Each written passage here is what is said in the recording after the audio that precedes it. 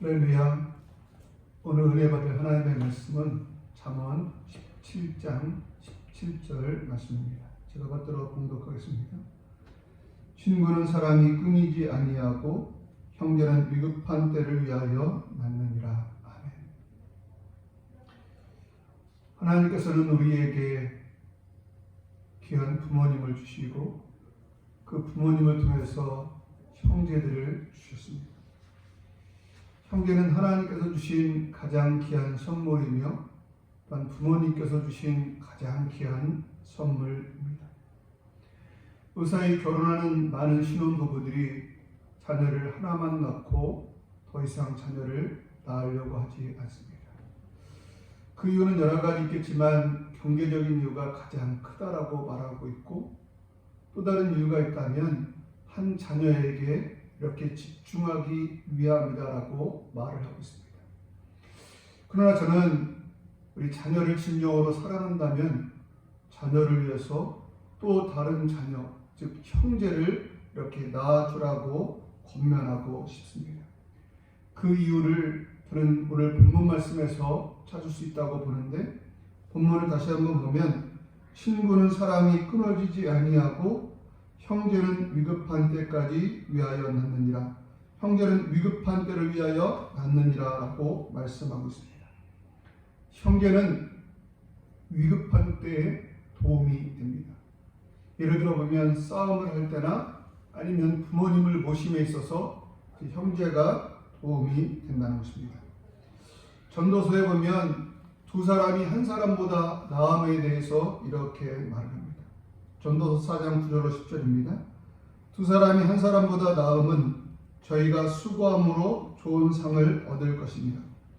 혹시 저희가 넘어지면 하나가 그 동물을 붙들어 일으키려니와 홀로 있어 넘어지고 붙들어 일으킬 자가 없는 자에게는 화가 있으리라 라고 합니다. 홀로 있어 넘어지면 붙잡아 일으킬 자가 없다라고 말씀하고 있습니다. 그러기에 혼자보다 둘이 좋다라고 말하고 있는 것을 봅니다.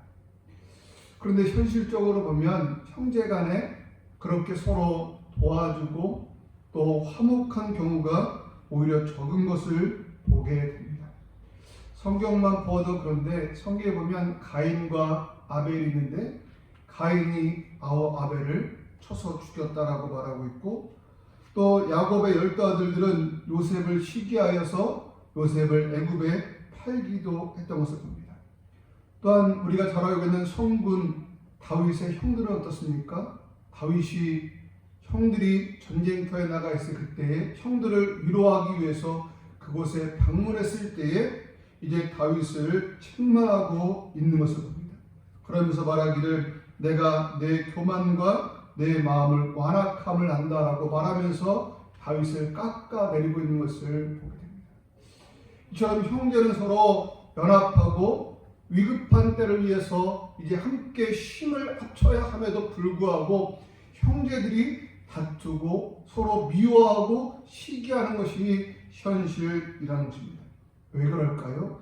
그 이유는 여러 가지로 말할 수 있겠지만 너무 가까이 있다 보니 서로 흉어물 없이 이렇게 서로 대하다 보니 그런 일이 이렇게 일어나는 것은 아닐까 생각되어지고, 또 옆에 있는 동생이나 언니나 형이나 오빠를 이제 제대로 알지 못하기 때문에 그렇게 하는 것입니다.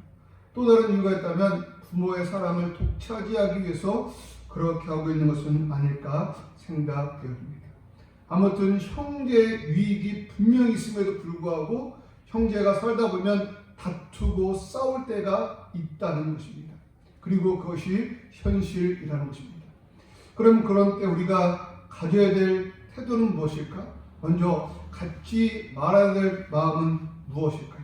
그것은 형제가 나에게 행한 대로 나도 그대로 갚겠다라는 마음을 버려야 한다는 것입니다.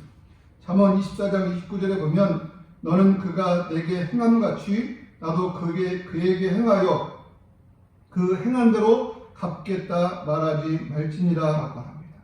형제가 나에게 행한 대로 나도 그대로 행하여 갚겠다라고 말하지 말라는 것입니다. 우리는 살면서 다른 사람이 나에게 잘못을 하거나 나에게 어떤 시비를 걸면 나도 그대로 갚아주겠다라는 생각을 가지고 있습니다. 성경에 보면 야곱과 에서가 그랬는데 야곱이 형 에서의 이제 장자권을 빼앗고 또한 그의 축복을 가로챘습니다. 그때 형 에서는 어떠한 마음을 먹습니까? 그는 사랑하는 동생 야곱을 죽이기로 마음을 먹는 것을 보게 됩니다. 이처럼 사람은 무엇인가 작은 것을 빼앗기면 그대로 갚는 것에서 더 나아가서 그 사람의 생명까지라도 죽이고 싶어하는 것이 바로 우리 사람이라는 것입니다. 이 사실을 아시고 우리 하나님께서는 이제 출애굽기 21장에서 말씀하시기를 눈은 눈으로 이는 이로 데운 것은 데움으로 생명은 생명으로 갚으라라고 말씀하고 있는 것입니다. 더 심하게 갚지 말라라고 이렇게 말씀하고 있다는 것입니다. 예수님은 이러한 경우에 대하여 또한 말씀하시기를 마태복음 5장에 보면 또 눈은 눈으로 이는 이로 갚으라 하였다는 것을 너희가 들었으나 나는 너희에게 이르노니 악한 자를 대적하지 말라 누구든지 내 오른편 뺨을 치거든 왼편도 돌려대라 라고 말씀하셨습니다. 우리 예수님은 이는 이로 이제 눈은 눈으로가 아니라 이제 그들을 오히려 용서하라라고 말씀하셨다는 것입니다. 그런데 살면서 형제간에 이제 미움의 골이 깊어지고 또 용서할 수 없는 그런 상황이 닥쳐진다는 것입니다. 그럴 때 우리는 어떻게 해야 할까요? 먼저 형제가 잘못했다라고 말하면 우리는 어떻게 해야 할까요? 형제가 나에게 잘못을 범하고 잘못했다라고 용서를 빌 때에 우리는 어떤 태도를 가져야 할까요? 당연히 우리는 용서해 주어야 합니다. 예수님께서 누가복음 17장 3절로 4절에 이렇게 말씀하셨습니다. 너희는 스스로 조심하라. 만일 내 형제가 죄를 범하거든 경고하고 회개하거든 용서하라. 만일 하루에 7번이라도 내게 죄를 짓고 7번 내게 돌아와 내가 회개하노라 하거든 너는 용서하라 하시니라. 아멘. 우리 예수님께서 형제가 나에게 죄를 짓고 회개하며 용서를 구하면 하루에 7번이라도 용서해 주라라고 말씀하고 있습니다. 그러기 형제가 나에게 잘못했다라고 말하면 용서해 줄 수 있는 우리가 될 수 있기를 바랍니다. 그런데 문제는 무엇입니까? 형제가 죄를 범했는데 용서를 구하지 않을 때라는 것입니다. 베드로와 예수님의 대화 가운데 보면 베드로가 예수님께 묻습니다. 예수님, 형제가 내게 죄를 범하면 제가 몇 번까지 용서하리까? 7번까지 하오리까? 라고 물었습니다. 그때 예수님께서 대답하시기를 7번을 70번까지라도 하라라고 말씀하셨습니다. 용서함에 있어서 7번으로 되지 아니하고 7번을 70번까지라도 하라고 말씀하셨습니다. 그런데 문제는 그 말씀의 그 용서의 전제 조건이 이제 회개하거든 용서하라가 아니라 회개하지 않음에도 불구하고 용서하라고 말씀하고 있다는 것입니다. 아니 형제가 잘못했는데 용서를 구하면 그래도 용서할 것 같은데 용서를 구하지 않는데 어떻게 용서할 수 있을까요? 그것이 우리 사람으로서 가당하기나 한 것일까 한번 생각해 보게 됩니다. 너무너무 힘들 것입니다. 형제가 죄를 범하고 용서해달라고 부탁하면 용서해달라고 와서 용서를 구하면 그래도 용서할 것 같아요. 그런데 형제가 용서를 구하지 않는데 용서한다? 너무너무 힘들 것처럼 생각됩니다. 그럼에도 불구하고 예수님께서 용서하라고 말씀하셨습니다. 그리고 우리는 용서해야 합니다. 우리가 이처럼 힘든 일을 해야 되는 이유가 무엇일까요? 저는 3가지 정도로 생각해 보기로 하는데 먼저 우리는 하나님으로부터 우리의 죄가 용서 받았기에 우리 형제를 용서할 수 있는 우리가 될 수 있기를 바랍니다. 우리가 하나님께로부터 용서받은 죄는 작은 죄일까요? 큰 죄일까요? 우리는 1만 달란트 비유에 나오는 죄처럼 우리는 큰 죄를 용서함 받은 사람들이라는 것입니다. 그런데 우리 형제가 범하는 작은 데나리온 같은 그런 죄를 용서하지 못한다면 우리 책망받았던 그 1만 달란트 탕감받았던 사람처럼 우리들도 주님 앞에 책망을 받을 것을 염려하면서 우리 형제를 우리에게 작은 이제 허물을 이렇게 보이는 형제를 용서할 수 있는 우리가 될 수 있기를 바랍니다. 또 우리가 용서할 수 있는 이유가 무엇입니까? 그것은 하나님의 말씀이 있기 때문에 우리는 용서해야 하는 것입니다. 에베소서 4장 32절에 보면 서로 인자하게 하며 불쌍히 여기며 서로 용서하기를 하나님이 그리스도 안에서 너희를 용서하심과 같이 하라라고 말씀합니다. 하나님이 그리스도 안에서 너희를 용서하심과 같이 서로 용서하라라고 말씀하고 있음을 기억하면서 나는 용서할 수 없지만 또 용서할 마음도 없지만 우리 하나님께서 용서하라고 말씀하셨기에 용서할 수 있는 또 용서하려고 노력할 수 있는 그런 우리들이 될 수 있게 되기를 바랍니다. 특별히 형제나 친척 또 그런 사람들이 잘못을 범했을 때는 더더욱 용서하고 그들에게 사랑을 베풀 수 있는 우리가 될 수 있기를 바랍니다. 디모데전서 5장 8절에 보면 누구든지 자기 친족 특히 자기 가족을 돌보지 아니하면 믿음을 배반한 자요 불신자보다 더 악한 자니라라고 말씀하고 있습니다. 우리가 믿음의 형제들 혹은 우리 육체적인 형제들을 사랑으로 대하지 아니하면 믿음을 배반한 자요 불신자보다 더 악한 자라고 말하고 있음을 기억하면서 형제를 이제 용서하고 사랑으로 대할 수 있는 우리가 될 수 있기를 바랍니다. 그래도 우리가 용서해야 될 또 다른 이유가 무엇입니까? 그것은 자기 자신을 위해서 용서해야 하는 것입니다. 마태복음 7장 12절에 보면 황금률이라고 하는 말씀이 나오는데요. 이렇게 말씀합니다.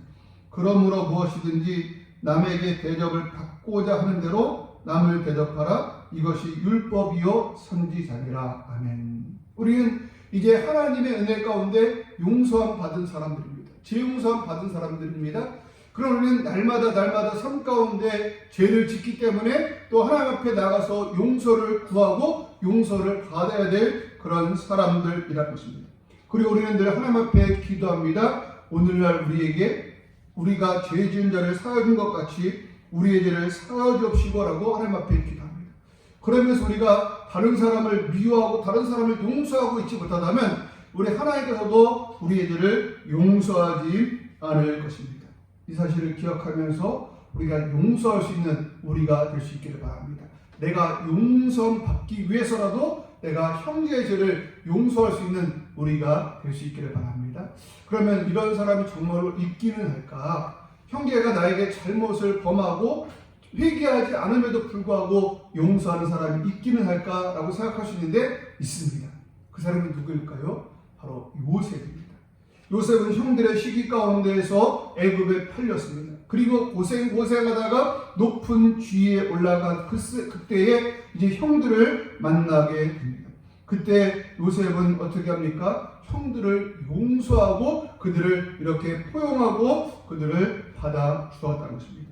창세기 45장 5절에 보면 당신들이 나를 이곳에 팔았다고 해서 근심하지 마소서, 한탄하지 마소서, 하나님이 생명을 구원하시려고 나를 당신들보다 먼저 보내셨나이다 라고 말하면서 그는 형제들을 안심시키고 그들을 용서하는 모습을 보였고, 후에 창세기 50장에서 보면 형들에게 말하기를 내가 당신들과 또 당신들의 자녀들을 기르겠습니다 라고 말하면서 그들에게 계속적으로 사랑을 베풀겠다라고 말하고 있는 것을 봅니다.